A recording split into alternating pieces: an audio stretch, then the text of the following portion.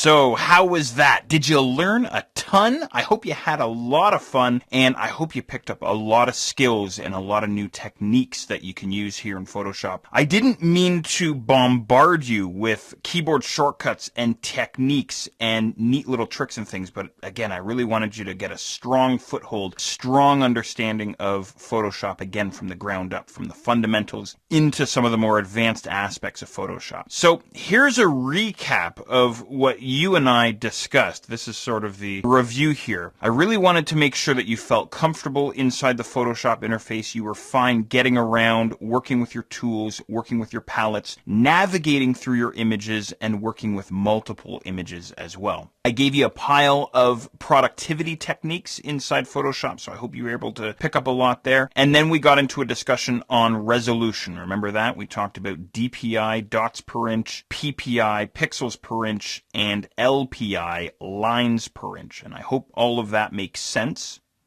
With that under our belts, we got into resizing, resampling, and cropping our images. Hopefully all good there. And then we talked about the selection tools inside Photoshop. You saw the shape selection tools, the magnetic lasso tool, the freehand lasso tool, a bunch of others in there. So hopefully you're comfortable with those. And then we got into working with layers, and we talked about regular Photoshop layers and background layers and combining images together.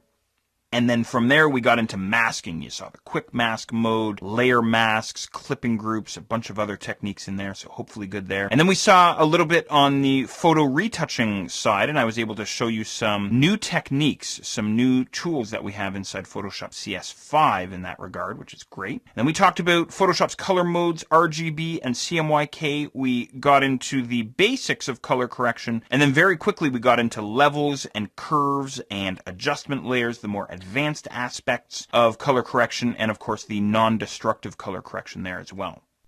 Finally, we had a discussion on special effects and filters, and you saw how to non-destructively apply filters and effects to your photos. So I hope you enjoyed, and I hope you learned a whole heck of a lot.